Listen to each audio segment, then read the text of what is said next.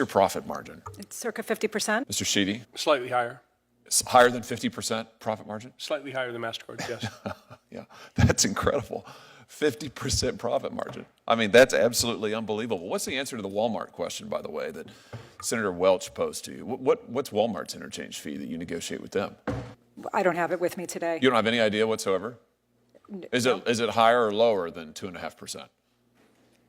Walmart negotiates their rates based on the business that they do with us. Meaning they're big, they're really big, they're gigantic, so they get a better deal than Mr. Callahan or most small businesses in Missouri. Is that what you're telling me? Yeah, Senator, we have volume discounts that we offer to some merchants. I suspect Walmart is one of them.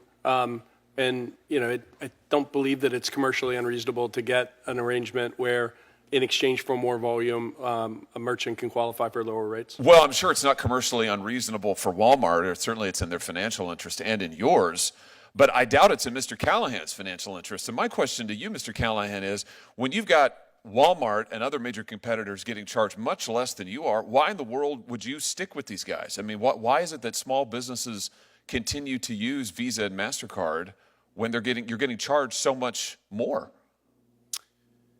It's in my opinion, it's a matter of convenience for the customer, and customers matter to our business. Maybe is it because that Visa and MasterCard are effectively monopolies? They control 80% of the market? Certainly part of the 80% of the market?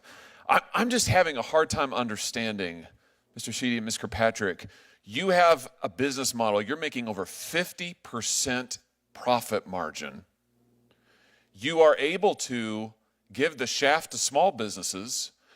Estimated cost to Missouri businesses from these fees is $1.5 billion. That's with a B, $billion a year.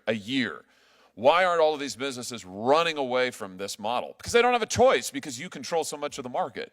This is classic monopolistic behavior, and yet your testimony here today is you don't want any competition.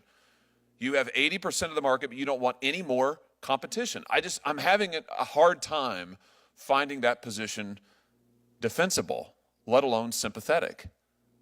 I mean, it's unbelievable the amount of money that you're making. It's unbelievable what you're charging small businesses and consumers, and yet your testimony is, please, we can't possibly have any competition. I mean, let's talk about what you're doing to consumers who hold your cards. Last year, as I understand it, there were 726 million Visa and MasterCard credit cards issued in the United States. That's about 2 for every 1 person in the United States of America. Do either of you know how much debt is owed on your networks, Ms. Kirkpatrick? We're not the bank, so we don't have visibility into that information. We also don't generate revenue from interchange. Oh, okay, you have no idea. Mr. Sheedy, do you know? I don't know. Well, let me help you out. Let's have a look. It's $1.17 trillion. $1.17 trillion is what consumers now owe on your credit card networks. Do either of you know what the average interest rate is on your networks? Mr. Kirkpatrick? Oh, Senator, we're not the bank. We don't set the interchange. I know, we don't set the benefit rates from it, and you know. Do you know what it is? This is your business model. We don't collect revenue from Mr. interest Sheedy, rates. do you know? I don't, Senator.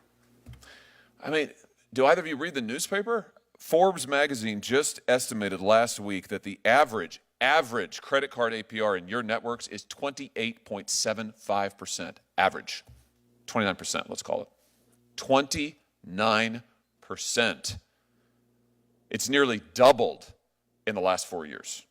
That is astounding, absolutely astounding. And you just testified a second ago that you've got more than 50% profit margin, and yet your testimony here today is you can't possibly survive if there's any competition. How can that be true?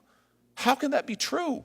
You've got debt like we've never seen before in American history. Your profit margins are as high or higher than they've ever been. You have 80% of the relevant market in the credit card interchange fees that we're talking about, and yet you couldn't survive if there's any competition? What am I missing?